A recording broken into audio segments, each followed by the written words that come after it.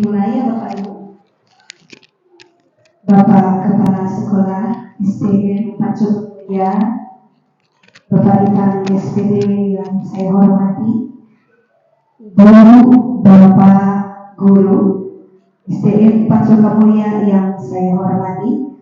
Assalamualaikum warahmatullahi wabarakatuh. Alhamdulillahirabbil alamin. Wassalatu ala asrofil anbiya wal mursalin wa ala alihi wa sahbihi ajmain. Amma ba'du. Puji dan syukur marilah kita panjatkan kepada Allah Subhanahu wa taala yang mana telah memberikan kita nikmat sehat, nikmat iman, nikmat Islam sehingga kita bisa terkumpul pada kegiatan di hari ini. Salam dan salam marilah kita curah limpahkan kepada junjungan alam yakni Habibana wa Nabiyana Muhammad sallallahu alaihi wasallam. Izinkan saya untuk memperkenalkan diri. Perkenalkan, nama saya Devi Angelina selaku moderator pada kegiatan diseminasi budaya positif. Baiklah, saya akan menyampaikan susunan acara pada hari ini. Yang pertama ada pembukaan, yang kedua menyanyikan lagu Indonesia Raya yang akan dipimpin oleh Ibu Imas Ida Royani SPDI. Yang ketiga sambutan dari Kepala Sekolah SD 4 Sukamulia, Bapak Itan SPD. Selanjutnya pemaparan diseminasi budaya positif oleh Ibu Lintan Sani SPD. Kemudian pemberian tanggapan positif. Kemudian sesi bertanya, umpan balik, doa dan tutup.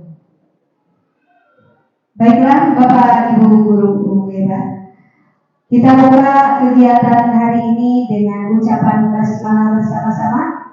Bismillahirrahmanirrahim. Mudah-mudahan kegiatan dari awal sampai akhir berjalan dengan lancar. Selanjutnya menyanyikan lagu Indonesia Raya yang akan dipimpin oleh Ibu Imas Ida Royani SPDI. Kepadanya saya persilahkan. Dan hadirin dimohon berdiri.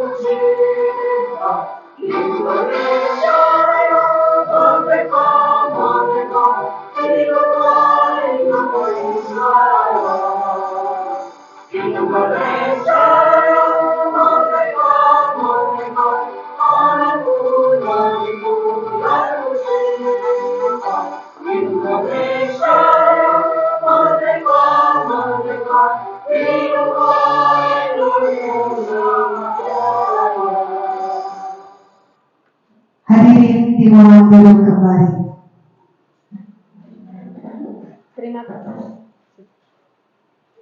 Terima kasih kepada kepada Ibu Dimas Hidayani SPDI yang telah memimpin dalam menyanyikan lagu Indonesia. Baik.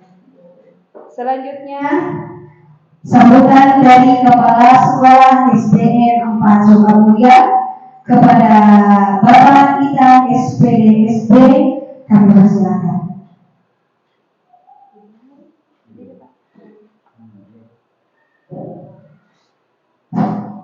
Bismillahirrahmanirrahim.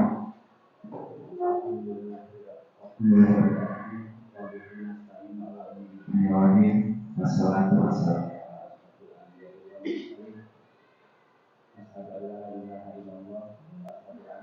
dan abduhu amma ba'du. Bapak Ibu SD mulai yang menghormati, alhamdulillah bahwasanya pada kesempatan ini kita bisa bertatap muka bersua dalam acara yang telah kita rencanakan. Puji dan syukur kita panjatkan kepada Ilahi yang telah memberikan waktu, memberikan kesempatan kepada kita semua untuk selalu bisa bergerak mengikuti alur kehidupan kita. Kemudian selawat dan salam semoga dilimpahkan kepada junjungan kita Nabi besar Muhammad SAW. Bapak Ibu sekalian, alhamdulillah pada ini kita bersama-sama untuk bisa berpartisipasi dalam program calon guru penggerak angkatan 9 yang mana pada saat ini temanya adalah model ke suatu titik budaya positif. Bapak Ibu yang saya hormati, bahwa kita ketahui tugas kita adalah sesuai dengan amanah dalam undang-undang, yaitu mencerdaskan kehidupan bangsa. Dari sejak awal sejak kita merdeka sampai saat ini sudah beberapa puluh tahun bahwa kita sebagai tenaga pendidik untuk mencerdaskan anak-anak bangsa dalam menghadapi kehidupan yang mungkin lebih kompleks, lebih sulit dari kehidupan yang lalu. Nah, bagaimanakah cara seperti itu yang perlu dilakukan oleh guru-guru saat ini?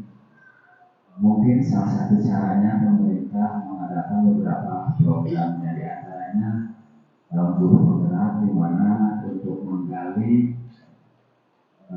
potensi yang ada, dikembangkan dan disebarkan kepada anak supaya pendidikan yang ada di Indonesia dapat tercapai dan berhasil. Jadi yang mungkin dari budaya positif adalah perubahan mindset, perubahan pola pikir, dan mungkin dapat diaplikasikan dalam perubahan pola aksi dalam kehidupan nyata, dalam pembelajaran.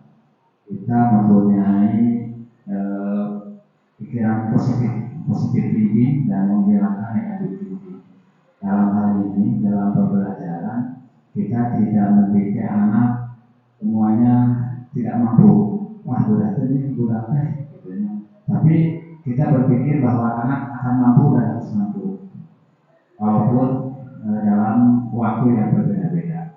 Nah, mungkin inilah yang akan digali guru yang mengikuti program calon guru penggerak. Dan alhamdulillah mungkin di SD 4 Sukamulya ini ada 4 guru yang saat ini terpanggil.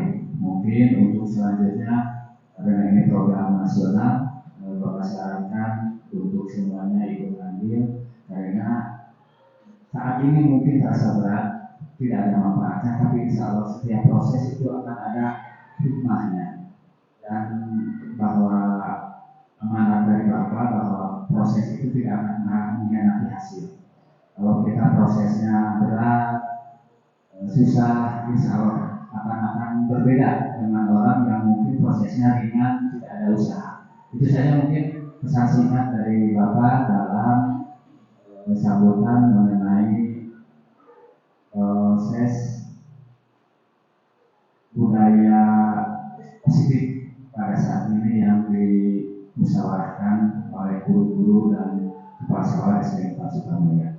Bila itu hidayah, Assalamualaikum warahmatullahi wabarakatuh. Terima kasih kepada Bapak Kepala Sekolah SDN Pak Sukamulya yang telah memberikan sambutannya. Baiklah Bapak Ibu guru hebat, inilah kegiatan inti ya, diseminasi budaya positif. Marilah kita simak bersama-sama. Silakan untuk lebih fokus ya, dan marilah kita untuk selalu semangat dalam menerima informasi mengenai aksi nyata modul 1.4 budaya positif, menyebarkan pemahaman dan pengalaman penerapan budaya positif.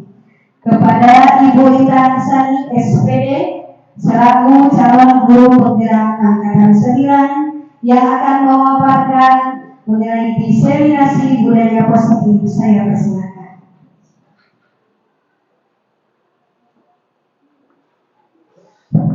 Bismillahirrahmanirrahim. Assalamualaikum warahmatullahi wabarakatuh. Pertama-tama saya ucapkan terima kasih kepada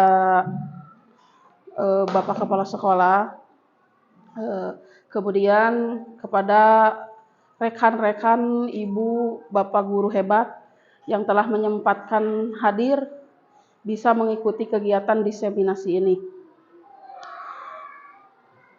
Bismillahirrahmanirrahim. Alhamdulillahirrabbilalamin. Wabihi nasta'inu ala umuri dunya waddin wa ala alihi wa sahbihi ajma'in, amma ba'du. Pertama-tama marilah kita panjatkan puji dan syukur kehadirat Allah Subhanahu wa taala karena dengan rahmat dan ridhonya kita bisa berkumpul di kegiatan hari ini dengan keadaan sehat walafiat. Amin ya rabbal alamin. Tidak lupa sholawat beserta salam mudah-mudahan tetap tercurah limpah kepada Nabi kita, yakni Nabi Muhammad SAW. Mudah-mudahan sampai kepada kita selaku umatnya. Amin ya rabbal alamin. Untuk kegiatan hari ini yaitu diseminasi budaya positif. Kami sahur peribahasa Sunda mah sanes bade mah patahan wajai Kak meri. Namun ini adalah kegiatan penyampaian informasi kembali mengenai apa yang telah saya pelajari di kegiatan calon guru penggerak angkatan 9 yang sudah saya pelajari pada modul 1.4 mengenai budaya positif yang harus diterapkan di kelas dan di sekolah. Nah, mudah-mudahan dengan adanya kegiatan diseminasi ini, sekolah kita, khususnya kelas masing-masing, bisa membudayakan budaya positif yang kita harapkan. Amin ya rabbal alamin. Sebelum dimulai untuk pemaparan, alangkah baiknya supaya tingkat konsentrasinya tinggi, saya akan melakukan ice breaking dulu. Siap untuk semuanya? Iya. Berikut ada video.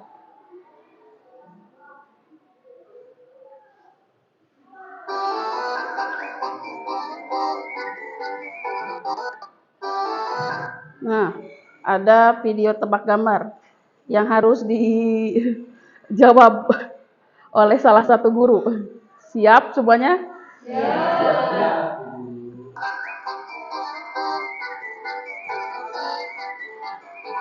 Fokus, tidak boleh berkedip, perhatikan gambar tersebut. Nah, ini hewan apa? Penguin. Apakah benar jawabannya?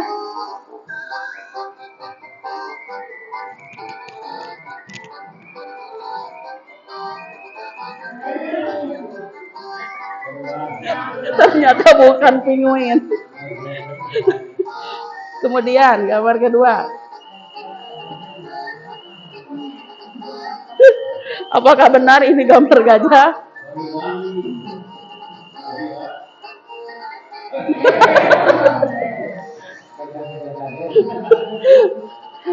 Soal terakhir.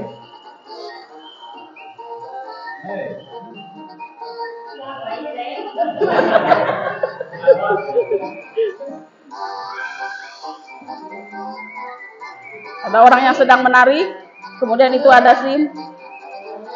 Jawabannya, nah, tarik kesimpulan.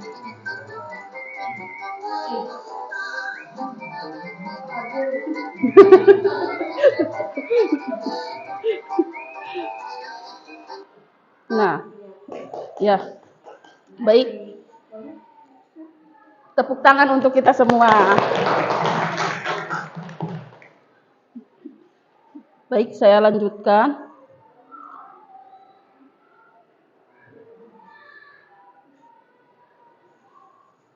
Nah, di sini mengenai budaya positif, menyebarkan pemahaman dan pengalaman penerapan budaya positif.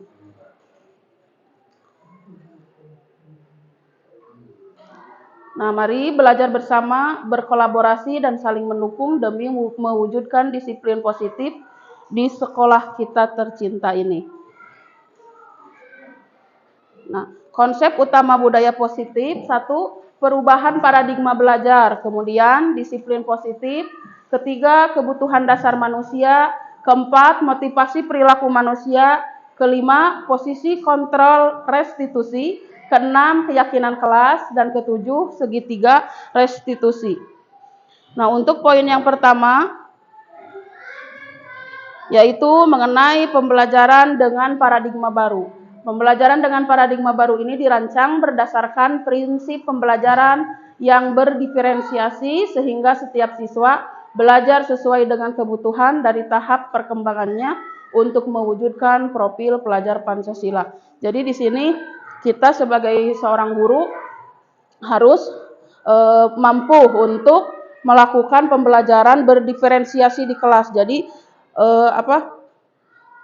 setiap siswa dilihat dari ukuran masing-masing. Apakah siswa tersebut ada di posisi pemahaman yang tinggi, apakah siswa tersebut ada di posisi pemahaman yang sedang, ataukah posisi di posisi bawah. Jadi setiap pembelajaran di kelas harus diberikan soal-soal yang berbeda dengan sesuai tingkatan. Jadi tidak boleh disamaratakan karena setiap anak itu memiliki karakter yang berbeda dan setiap anak tersebut harus dilayani dengan maksimal. Karena setiap anak memiliki karakter yang unik masing-masing. Jadi kita jika menurut penjelasan atau filosofis dari Ki Hajar Dewantara bahwa setiap anak tersebut, jika kita diibaratkan guru adalah seorang petani yang hanya bertugas untuk memberikan pupuk, yang hanya bertugas untuk menumbuhkan tumbuhan tersebut dengan sesuai kodratnya masing-masing. Tidak boleh disamaratakan jika misalkan kita menanam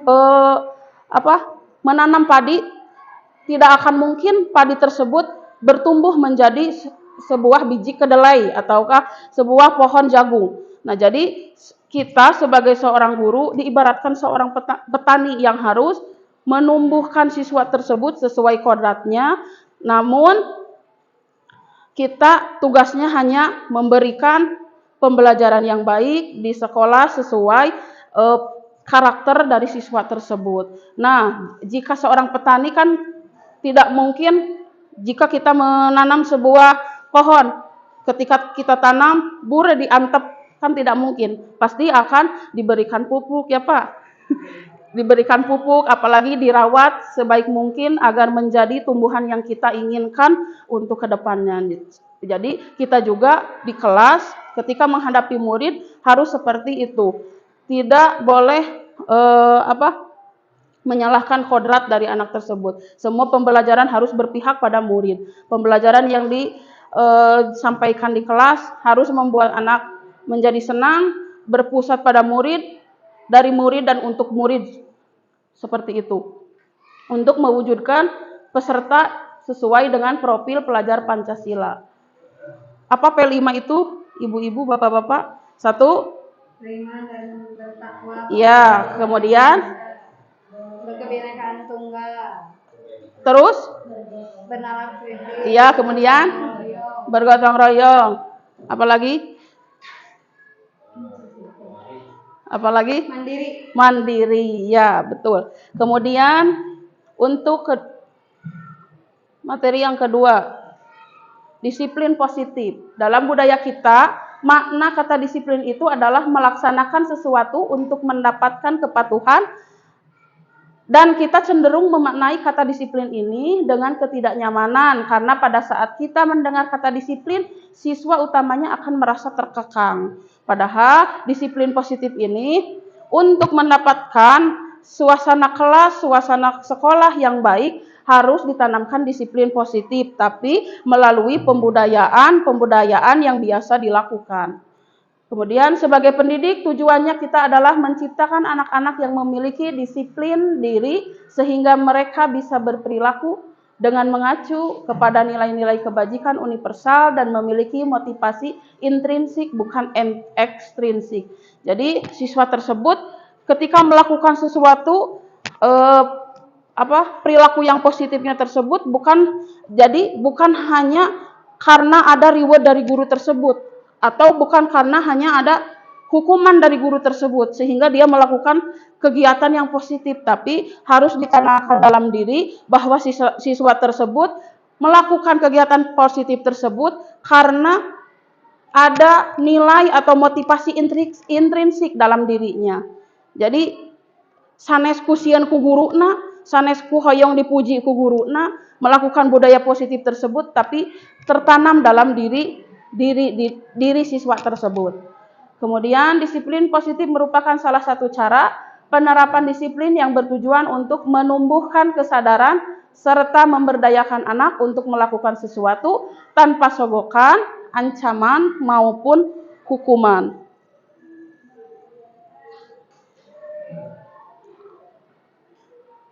Kemudian ketiga, kebutuhan dasar manusia. Kebutuhan dasar manusia itu ada 5. 1, bertahan hidup, survival. Kemudian yang kedua, kasih sayang dan rasa diterima, love and belonging. Kemudian 3, penguasaan.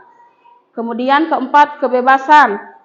Dan kelima adalah kesenangan, fun. Nah, kebutuhan dasar manusia ini harus kita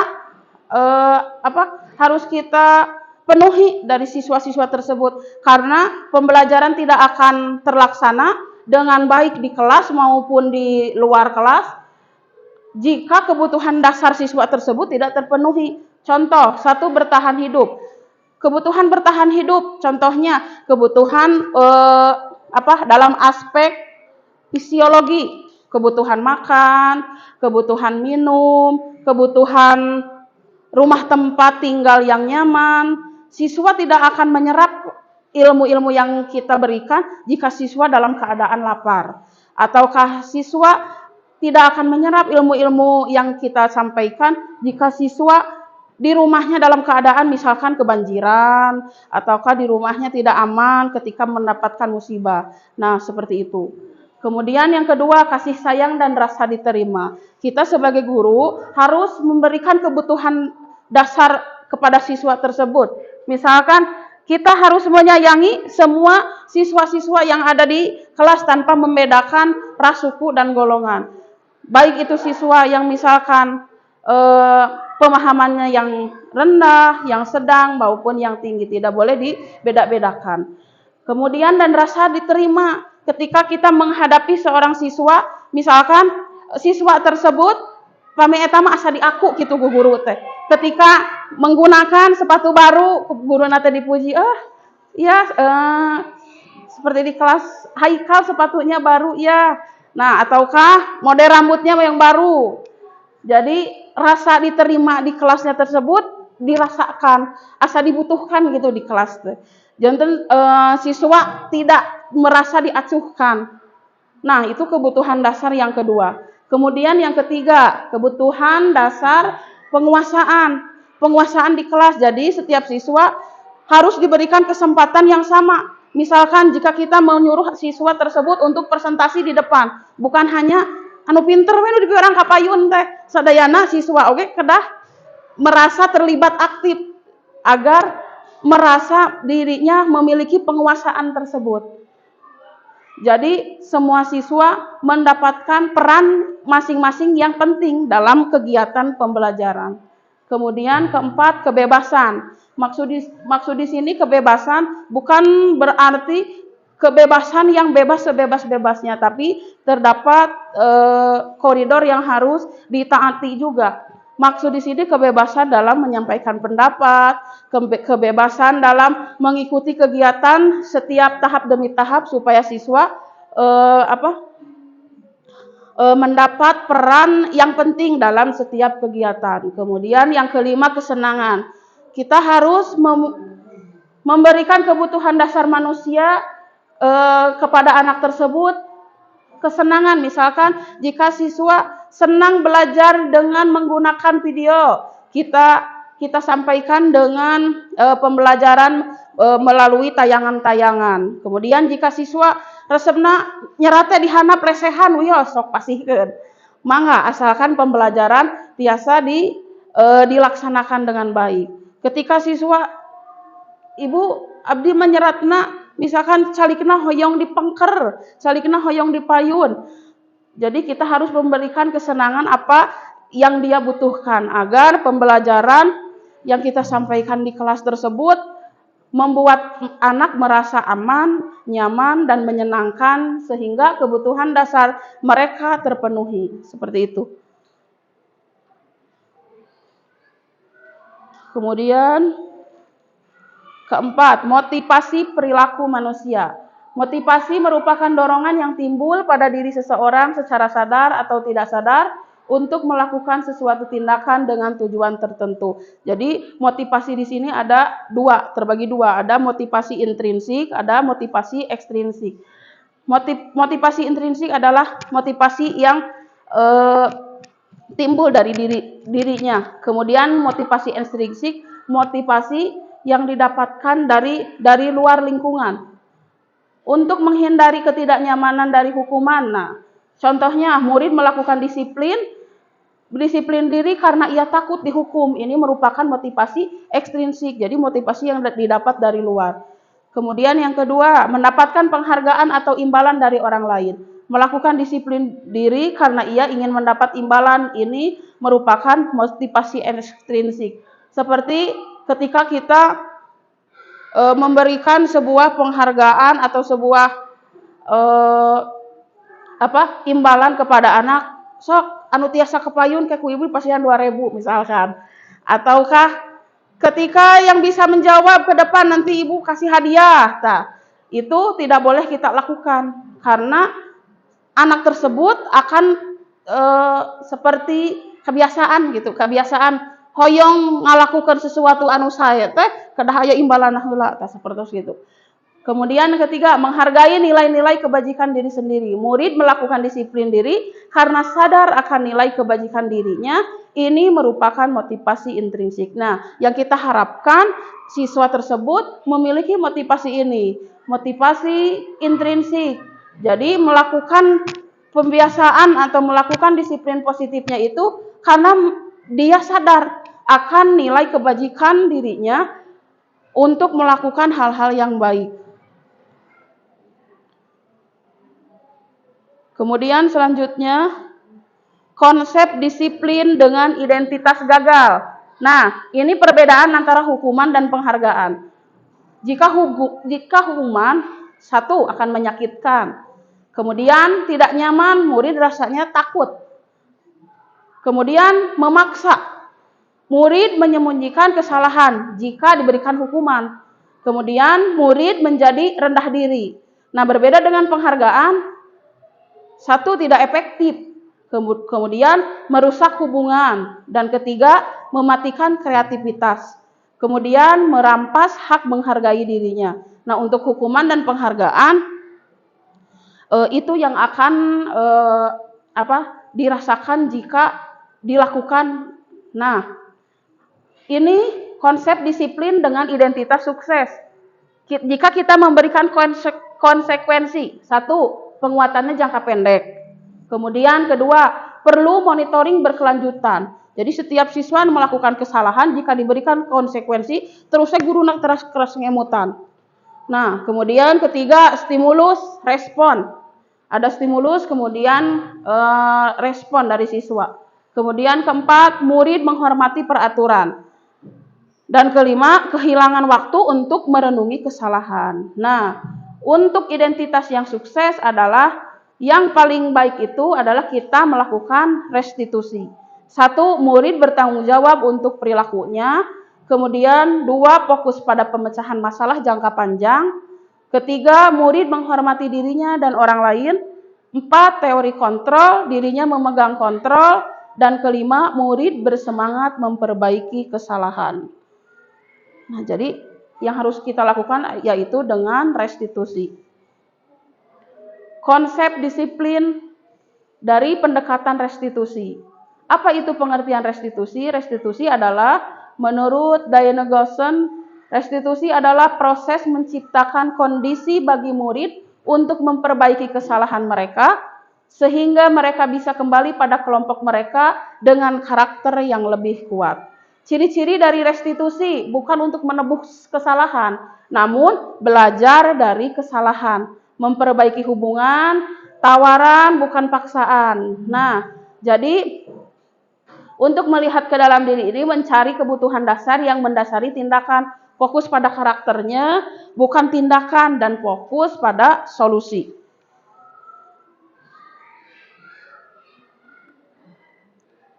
Nah, ini perbedaan. Ada kasus siswa yang sering tidak mengerjakan PR. Jika kita lakukan dengan cara hukuman. Satu, nanti akan seperti ini jika di kelas. Guru menghukum siswa tersebut dengan berdiri dan menghormat bendera selama 10 menit. Nah, saya juga setelah mengikuti kegiatan CGP, sedikit-sedikit agak insaf, Ibu. Jadi tidak melakukan hal-hal seperti itu. Guru marah dan siswa menjadi takut. Nah, jika yang kita lakukan dengan cara konsekuensi, satu, guru memberikan konsekuensi untuk siswa mengerjakan PR-nya saat istirahat atau memberikan PR-nya lebih banyak dari PR sebelumnya. Misalkan sebelumnya PR-nya 10 soal, kita berikan 3 kali lipat jadi 30 soal. Nah, harus dikerjakan ketika yang lain istirahat, anjona ngerjakeun. Nah, eta konsekuensi. Kemudian guru tegas dan siswa menghormati peraturan. Jadi hanya takut kepada gurunya, tidak memiliki nilai kebajikan pada dirinya karena dia tidak tanggung jawab. Nah, kemudian yang harus kita lakukan adalah restitusi dengan cara guru menanyakan keyakinan kelas dan dirinya membantu siswa untuk menyelesaikan permasalahannya. Guru terbuka dan siswa menghormati dirinya dan orang lain. Contoh seperti ini.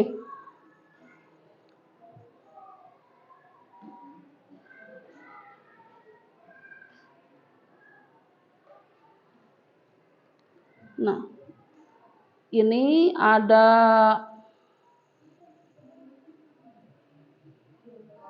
video mengenai cara melakukan segitiga restitusi. Assalamualaikum, Pak. Waalaikumsalam. Silakan, Rangga. Iya, Pak. Rangga, gimana kabarnya? Sehat kan? Maaf, Bapak memanggil kamu ke ruangan Bapak karena kamu tidak melaksanakan piket kelas hari ini. Alhamdulillah sehat, Pak. Mohon maaf, Pak, karena Rangga tidak melaksanakan piket hari ini. Rangga, Bapak mengerti karena membersihkan kelas itu yang mungkin cukup membosankan, sehingga Rangga tidak mengerjakan semua tugas itu. Semua siswa pasti merasakan bosan dan malas, dan pastinya bukan hanya Rangga saja yang bosan atau malas mengerjakan tugas piket. Iya, Pak. Rangga merasa bersalah dalam mengecewakan Bapak. Maafin Rangga ya, Pak. Rangga pasti punya alasan kenapa tidak piket hari ini. Iya, Pak. Alasannya saya tidak bisa menyelesaikan piket kelas karena lupa giliran piket hari ini.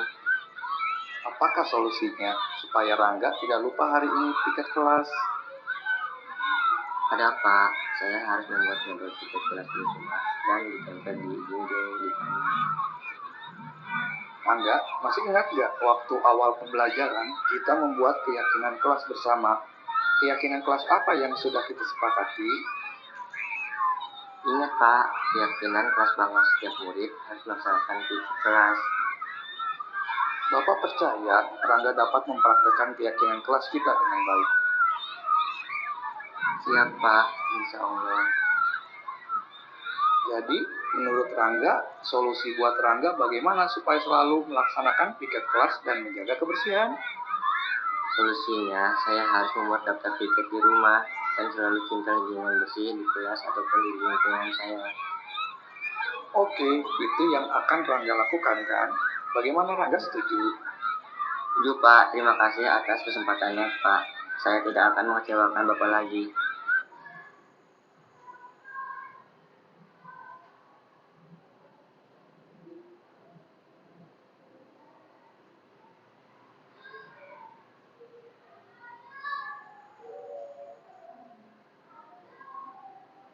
Nah, ini ada video kedua.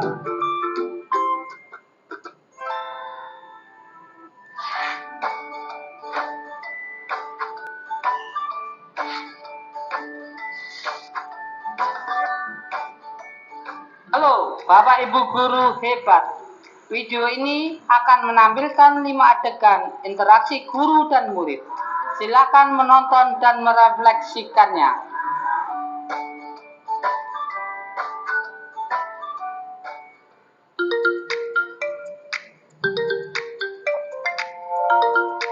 Pagi anak-anak, silakan PR yang kemarin Ibu berikan diletakkan di meja. Anton, kamu sudah mengerjakan belum? Belum mengerjakan saya, Bu. Kamu selalu ya nggak ngerjain PR. Sekarang kamu duduk di depan, lalu tulis. Saya berjanji tidak akan mengulangi lagi. Saya berjanji akan berusaha menjadi murid yang rajin belajar. Sampai pelajaran saya selesai.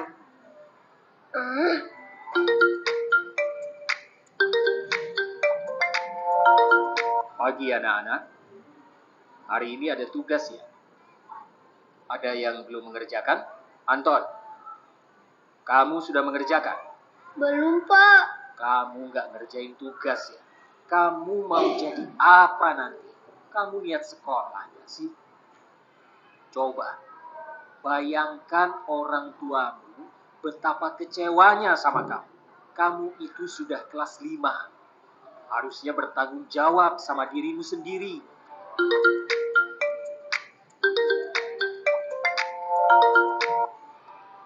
Maaf, Bu, saya terlambat. Ya udah, nanti jangan diulangi lagi ya. Kalau kamu rajin, Ibu senang lihatnya. Ya, lain kali tepat waktu ya masuknya. Tas dulu dong. Kita kan teman. Wah, jadi kalau aku terlambat lagi, apa-apa ya?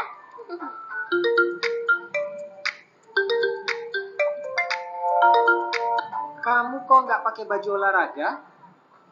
Bapak catat, kamu sudah 3 kali loh nggak ikut olahraga bulan ini. Iya, Pak. Udah 3 kali berarti saya dapat sanksi, Pak.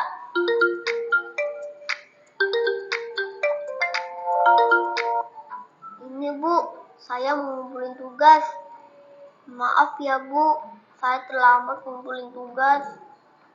Kenapa kamu terlambat mengumpulkan tugas? Iya, Bu. Saya kalau sore bantuin Ibu jaga warung. Gak sempat ngerjain tugas. Kira-kira nih, apa yang bisa kamu perbaiki supaya kamu bisa mengerjakan tugas tepat waktu?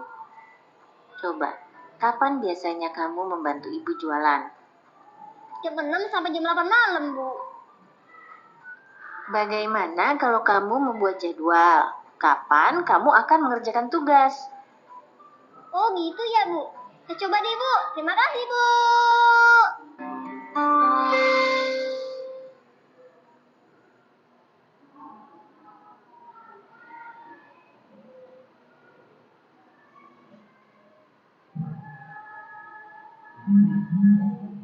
Nah, baik, dari video yang barusan disaksikan, nah, kita bisa menilai dari 5 posisi kontrol kita dalam menghadapi murid. Ketika kita menjadi penghukum, ketika kita menjadi pembuat rasa bersalah, dan ketika kita memperlakukan anak sebagai teman, kemudian kita menjadi pemantau, dan terakhir ketika kita menjadi seorang manajer. Nah, seorang penghukum, jika kita seorang penghukum, ciri-cirinya dengan nada-nada yang tinggi, dengan bahasa yang kasar, membuat anak menjadi memiliki rasa tidak percaya diri. Kemudian jika kita menjadi pembuat rasa bersalah, nada-nadanya ketika kita mengucapkannya suaranya sedikit agak pelan, namun anak akan menjadi merasa identitasnya gagal karena sudah melakukan sebuah kesalahan dan dikait-kaitkan dengan sebuah kesalahan yang akan menimpa misalkan kepada ibunya. Kumaha pamit ngerjakeun terangan ibu, sok ibuna bakal kecewa pamit hidup ngerjakeun, misalkan seperti itu. Jika kita menjadi posisi kita sebagai teman, jika kita sebagai teman dengan siswa, nah siswa akan merasa ketergantungan. Jadi akeun wae da guru nage bager, guru nage tiasa diajak heureuy lah da rerencangan. Nah, jadi siswa akan merasa bergantung. Tidak ada rasa wibawa kepada guru tersebut. Kemudian yang keempat yaitu guru sebagai pemantau. Jadi siswa ketika melakukan kesalahan, guru menyikapinya dengan berbagai catatan, berbagai bukti-bukti. Misalkan ketika siswa tersebut telat, sabaraha kali telat, pamit tadi dina video mah ngangge acuk seragamna, ketika olahraga acuk biasa, terus sabaraha kali cenah Bu? Namanya teh 3 kali, pas ka 4 kali masih keneh nganggo seragam tuh. Terus aya buktina sebuah berdasarkan catatan. Tapi tidak akan membuat kegiatan ini atau membuat posisi kontrol seorang guru ini akan menjadi baik jika kita melakukan menjadi seorang pemantau, karena jika siswa tidak dipantau atau saya lepas tanggung jawab teu aya guruna ieu awioseun da teu dipantau. Nah, berbeda dengan cara ketika kita menyikapina siswa tersebut dengan cara posisi manajer. Jadi siswa tersebut akan memberikan solusi dari masalah tersebut oleh dirinya sendiri. Ketika kita melakukan segitiga restitusi, misalkan 1, memvalidasi tindakan dulu, identitas kesalahannya dulu ditaroskeun. Nah, kasiangan, kunaon kasiangan, misalkan seperti itu. Kemudian nanti kita validasi, pasti kasiangan teh gaduh alasan, sok alasanna kumaha. Ibu cenah abi bobokna wengi teuing, ibu abi di jalan macet, misalkan seperti itu. Nah, nanti ketika kita melakukan tahap ketiga, yaitu tahap menanyakan keyakinan kelas. Nanti siswa tersebut akan memiliki solusinya untuk dirinya. Ketika tahap ketiga yaitu menanyakan keyakinan. Apakah kalian tahu keyakinan kelas kita? Iya, ibu tahu, misalkan seperti video tadi, bahwa datang terlambat itu tidak boleh. Terus keyakinan yang diyakini di kelas itu bagaimana? Bahwa masuk ke sekolah itu harus jam 7.30. Jika lewat dari itu berarti terlambat. Kemudian kita sebagai gurunya menanyakan lagi kepada siswa, jika kita menjadi seorang manajer, bagaimana solusi yang akan dilakukan jika di rumah. Mungkin nanti ibu saya di rumah akan diingatkan oleh mama, misalkan akan diingatkan oleh kakak untuk datang atau untuk ke sekolah supaya tidak datang terlambat. Nah, seperti itu. Jadi siswa ketika mengalami kesalahan atau membuat kesalahan, dirinya akan menemukan solusinya sendiri. Nah, seperti itu. Jadi tidak hanya dipantau oleh guru dan dihukum oleh guru. Nah, ini contoh kasus yang kedua, tidak bertanggung jawab. Jika posisinya menjadi penghukum, patuhi aturan sekolah atau berdiri di depan kelas. Misalkan seperti itu. Jika kita memposisikan pembuat rasa bersalah, berapa kali ibu guru harus memberitahu kamu, ibu kecewa sama kamu. Nah, itu bahasa yang dilontarkan ketika kita menjadi posisi pembuat rasa bersalah. Kemudian, jika kita posisinya menjadi teman, ayolah, yang tertib kamu, buatlah bu guru bangga. Jadi ketika melakukan disiplin positifnya tersebut, karena bergantung ke guru tersebut. Pahami, ku guru lain mah alim misalkan. Kemudian posisi yang keempat yaitu sebagai pemantau. Kamu sudah melanggar aturan dan kamu juga tahu apa konsekuensinya. Nah, berbeda dengan posisi ketika menjadi seorang manajer. Apa kamu tahu kesalahanmu? Kira-kira bagaimana kamu akan memperbaiki kesalahan ini? Jadi, siswa akan memberikan solusinya sendiri. Nah, ini adalah cara yang paling terbaik jika kita menghadapi siswa-siswa yang bermasalah di dalam kelas maupun di luar kelas. Kemudian, nah, untuk materi yang keenam yaitu keyakinan kelas. Mengapa keyakinan kelas? Mengapa tidak peraturan kelas saja? Karena keyakinan kelas bisa dibuat di kelas dengan cara terbuka. Kahoyong siswa kumaha keyakinan kelas mah. Berbeda dengan peraturan yang bersifat diktator harus menurut pada peraturan tersebut. Jika tidak menurut, pasti ada konsekuensi. Berbeda dengan keyakinan kelas. Tergantung situasi kelas, kahoyong nak kumaha di kelas teh. Misalkan tidak boleh membuang sampah di kolong meja. Buku paket yang sudah digunakan dirapihkan, ataukah misalkan tidak boleh mencoret-coret tembok. Nah, itu perbedaan dari keyakinan kelas dengan peraturan kelas. Mengapa kita memiliki peraturan tentang penggunaan helm pada saat mengendarai kendaraan roda 2 atau motor? Nah, kedua, mengapa kita memiliki peraturan tentang penggunaan masker dan cuci tangan setiap saat? Nah, itu contoh dari peraturan. Nah, berbeda dengan keyakinan kelas. Guru bersama siswa membuat keyakinan kelas. Jadi, cara yang harus dilakukan pertama berdiskusi tentang peraturan di kelas. Tidak boleh makan ketika pembelajaran, seperti itu. Nah, merumuskan keyakinan kelas tersebut dari peraturan menjadi keyakinan kelas yang ditempelkan di dinding kelas. Nah, contohnya seperti itu jika di kelas 6. Ada keyakinan kelas. Nah, kemudian ini contoh keyakinan kelas. Jika kita cari di Canva juga bisa ya, kan tinggal di-download, buat kelasnya, kemudian bisa di-print dan bisa ditempel di kelas. Contoh kesepakatan kelas kami, mulai hari dengan selalu tepat waktu. Kemudian pastikan membawa semua perlengkapan, PR sudah, materi belajar sudah. Kemudian bersikap baik dan menghargai semua orang. Dengarkan guru dan teman sekelas serta ikuti arahan.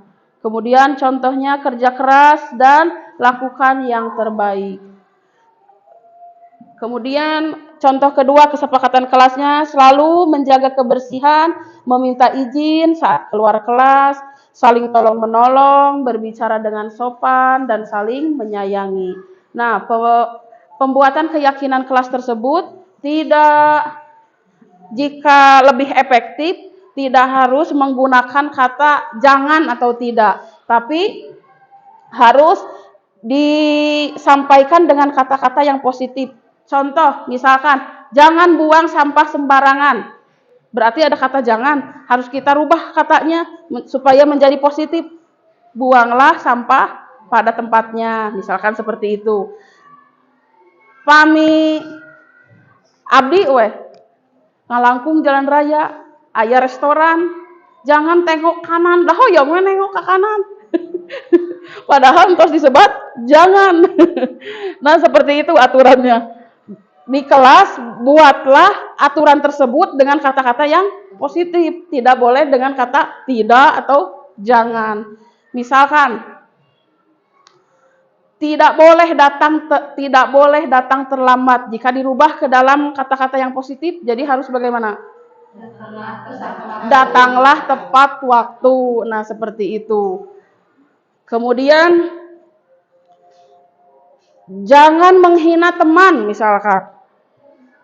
Jangan menghina teman. Jangan menghina teman. Jadi sopan santun. Nah, berkata sopan santun, hargailah temanmu. Nah, seperti itu. Ya, nah seperti itu. Jadi, nah, bagaimana ketika kita membuat keyakinan kelas? Satu, lebih abstrak dari peraturan. Kemudian berupa pernyataan universal, jadi menyeluruh. Kemudian dibuat dalam bentuk positif. Nah, sedikit saja agar mudah diingat. Ketika membuat keyakinan kelas, jangan terlalu panjang supaya mudah diingat oleh siswa. Dan disesuaikan dengan kondisi kelas dan sekolah agar mudah diterapkan. Kemudian semua warga kelas atau sekolah dilibatkan saat membuat kesepakatan kelas. Jadi setiap kegiatan pembelajaran ketika kita menghadapi siswa dengan siswa baru, misalkan ajaran baru, kita buat dulu kesepakatan kelas, buat dulu keyakinan kelas, ya raosna kelas teh hoyong kumaha. Kahoyongna siswa-siswa teh kedah kumaha. Ketika kita sudah buat keyakinan, disepakati bersama, nah kita pasti akan mematuhi keyakinan tersebut karena sesuai dengan kesadaran dirinya sendiri. Nah, ini poin yang terakhir yaitu segitiga restitusi. Pertama, kita stabilkan identitas.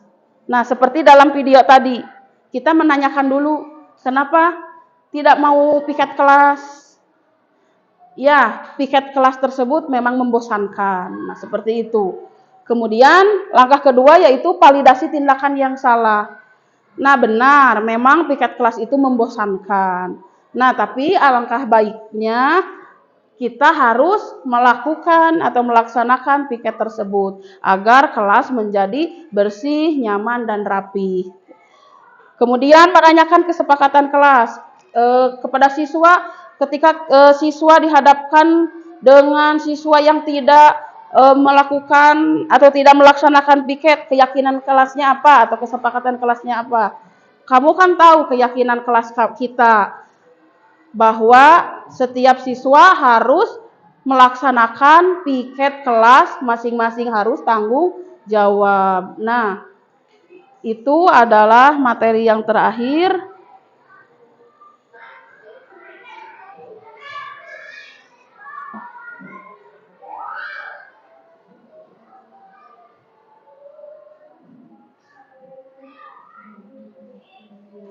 Nah, sekian materi yang dapat saya paparkan. Selanjutnya diserahkan kepada moderator. Baik, sungguh sangat luar biasa ya pemaparan dari Ibu Litan Sari. Boleh tepuk tangan dari semuanya boleh? Iya, pemaparan dari Ibu Litan Sari mengenai budaya positif tentu membuat ilmu baru bagi kita semuanya ya. Baiklah, untuk kegiatan selanjutnya yaitu pemberian tanggapan positif dari Bapak Ibu guru hebat di sini. Silakan apabila ada yang mau memberi tanggapan positifnya, acungkan tangan. Bu Depa, silakan kepada Ibu Depa untuk memberi tanggapan positif. Assalamualaikum warahmatullahi wabarakatuh. Waalaikumsalam. Nama saya Depa Yulianti. Alhamdulillah dari penampilan Ibu yang tadi sudah disampaikan sangat menginspirasi saya bahwa di pembelajaran harus berpihak seperti sepenuhnya kepada siswa. Kemudian saya bisa menerapkan khususnya dalam menghadapi siswa-siswa saya di kelas 3. Terutama kelas saya adalah kelas masa transisi, jadi banyak sekali kasus-kasus yang harus diselesaikan dengan cara segitiga restitusi. Terima kasih. Assalamualaikum warahmatullahi wabarakatuh. Assalamualaikum warahmatullahi wabarakatuh. Terima kasih kepada Ibu Depa yang telah memberikan tanggapan positifnya terhadap materi yang tadi disampaikan oleh Bu Litan, ya. Betul sekali bahwa pembelajaran kita itu harus pembelajaran yang berpihak kepada murid, ya. Bagaimana kebutuhan-kebutuhan murid dan harus disesuaikan dengan budaya positif yang tadi dipaparkan oleh Bu Litan, yaitu mengenai paradigma, kemudian disiplin positif, kebutuhan dasar manusia, aplikasi perilaku manusia, 5 posisi kontrol yang harus kita pahami, kemudian juga ada keyakinan kelas, ya, bukan peraturan kelas, tapi keyakinan kelas karena timbulnya di dalam hati, dan selanjutnya ada segitiga restitusi, ya, apabila di kelas Bapak Ibu semuanya ada suatu permasalahan dan bisa diselesaikan dengan segitiga restitusi sesuai apa yang tadi Bu Litan sampaikan. Ya, selanjutnya ada sesi bertanya. Ini pasti kegiatan yang paling ditunggu-tunggu oleh Bapak Ibu guru kita di sini. Silakan acungkan tangan apabila ada pertanyaan yang akan ditanyakan oleh pemateri kita, calon guru penggerak kita. Silakan. Oke, Bu Neng, silakan.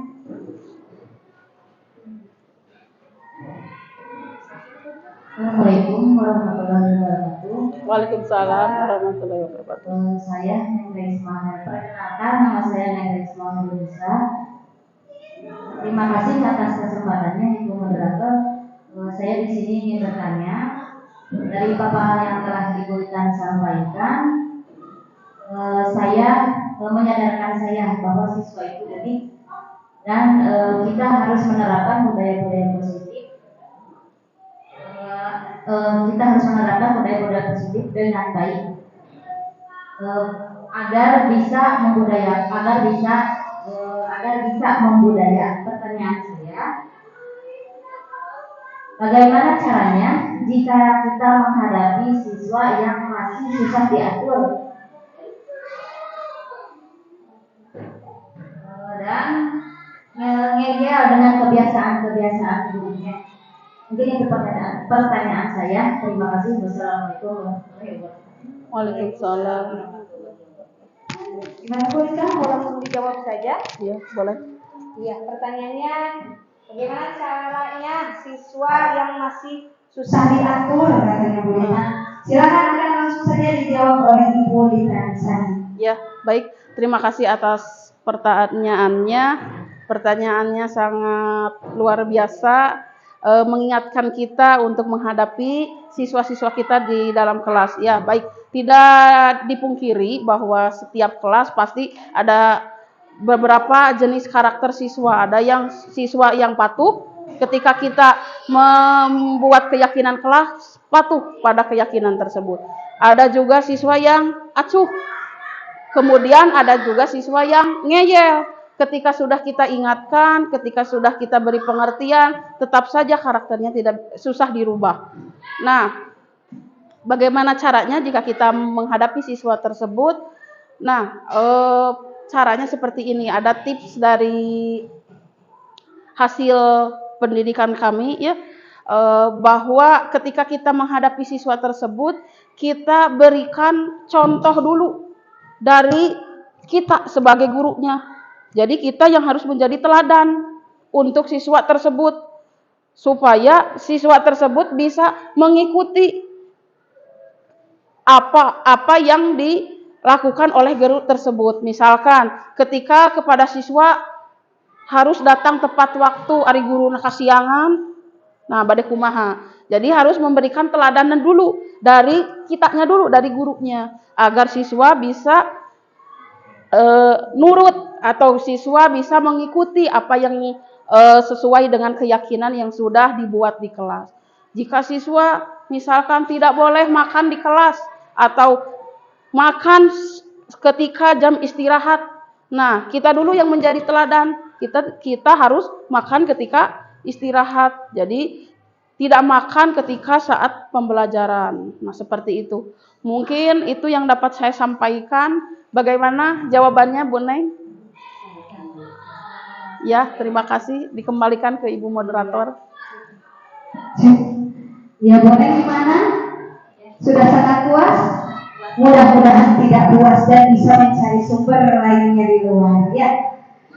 Selanjutnya saya ucapkan dulu terima kasih kepada Ibu Neng Krisma yang sudah memberikan pertanyaan cantiknya ya kepada Ibu Rita.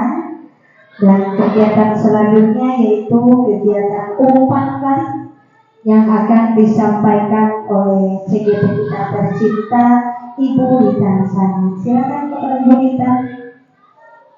Baik, untuk umpan baliknya saya kirimkan ya di grup, bisa diisi oleh Bapak Ibu semuanya. Ada 4 pertanyaan yang harus diisi mengenai kegiatan yang sudah dilakukan hari ini.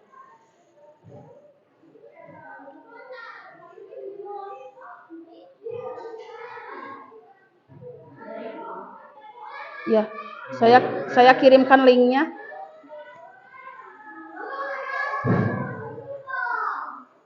Diisi email masing-masing, kemudian diisi nama, jabatannya, guru kelas atau Bapak Kepala Sekolah. Kemudian bagaimana aksi nyata ini menurut Ibu Bapak. Lalu apa yang dipahami dari hasil diseminasi ini. Kemudian beri 1 kata untuk penampilan barusan, penampilan hasil paparan tadi.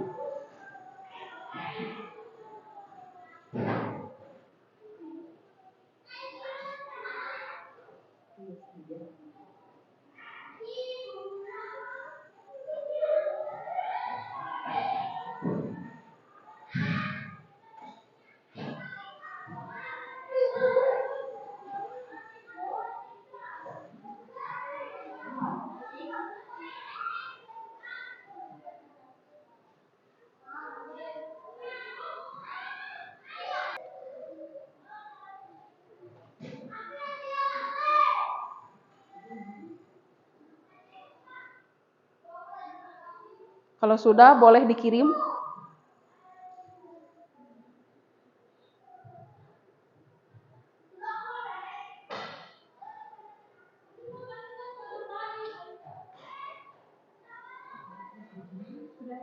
Sudah? Nah, ya, sudah ada yang menjawab. Ibu Depa, Ibu Depi.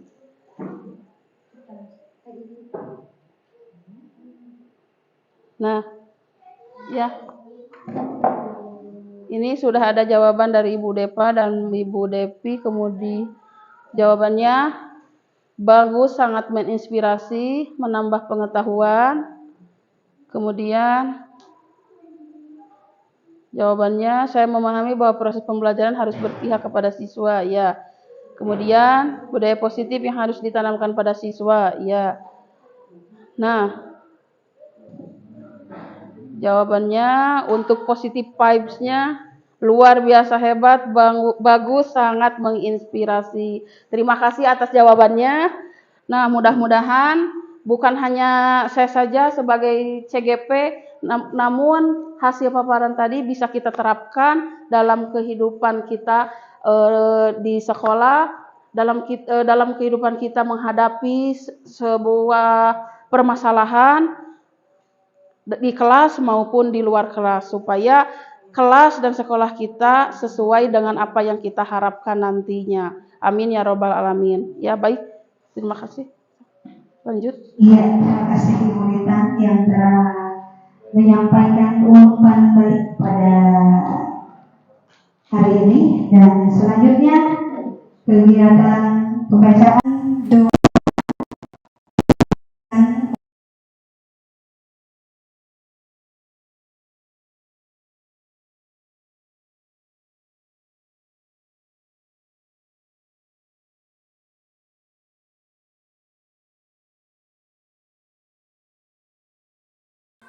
Bismillahirrahmanirrahim. Assalamualaikum warahmatullahi wabarakatuh. Marilah kita seraya berdoa kepada Allah. Mudah-mudahan acara hari ini dari awal sampai akhir mendapatkan keberkahan dari Allah Subhanahu wa taala. Bismillahirrahmanirrahim. Allahumma sholli ala sayyidina Muhammad wa ala ali sayyidina Muhammad kama shallaita ala sayyidina Ibrahim wa ala ali sayyidina Ibrahim wa barik ala sayyidina Muhammad wa ala ali sayyidina Muhammad kama barakta ala sayyidina Ibrahim wa ala ali sayyidina Ibrahim fil alamin innaka Hamidum Majid. Alhamdulillahirabbil alamin hamdan syakirin hamdan naimin hamdan yuafi ni'amahu wa yukafi majidah. Ya Rabbana lakal hamdu kama yanbaghi li jalalikal karim wa dimi sultanik. Allahumma fa'na bima 'allamtana wa 'allimna ma yanfa'una wa zidna ilman. Alhamdulillahi ala kulli hal wa na'udzu billahi min ahli an-nar. Allahumma ighfir lana dzunubana wa liwalidayna warhamhuma kama rabbayana shaghira. Rabbana hab lana min azwajina wa dhurriyyatina qurrata a'yun waj'alna lil muttaqina imama. Rabbi habli minas sholihin, Rabbi habli minas sholihat. Rabbana dolamna anfusana wa salamun alal mursalin walhamdulillahi rabbil alamin. Istajib da'ana bisiril Fatihah. A'udzubillahi minasyaitonir rajim. Bismillahirrahmanirrahim. Alhamdulillahi rabbil alamin arrahmanirrahim maliki yaumiddin. Iyyaka na'budu wa iyyaka nasta'in. Ihdinas siratal mustaqim. Siratal ladzina an'amta 'alaihim ghairil maghdubi 'alaihim waladdallin. Amin. Assalamualaikum warahmatullahi wabarakatuh. Terima kasih kepada Bapak Isep Kurnia Hidayatullah SPD yang telah memimpin doa pada kegiatan hari ini. Baiklah, Bapak Ibu, kita simpulkan kegiatan hari ini bahwa kita belajar mengenai 7 konsep utama budaya positif yang telah dipaparkan oleh CGP kita tercinta Ibu Litan Sani. Yang pertama, kita belajar mengenai perubahan paradigma belajar, kemudian disiplin positif, kemudian kebutuhan dasar manusia, motivasi perilaku manusia, posisi kontrol restitusi, keyakinan kelas, dan segitiga restitusi. Bapak Ibu hadirin, mudah-mudahan kegiatan hari ini dapat bermanfaat, khususnya bagi saya sendiri, umumnya bagi kita semuanya. Dan marilah kita tutup kegiatan hari ini dengan ucapan hamdalah bersama-sama. Alhamdulillahirabbil alamin.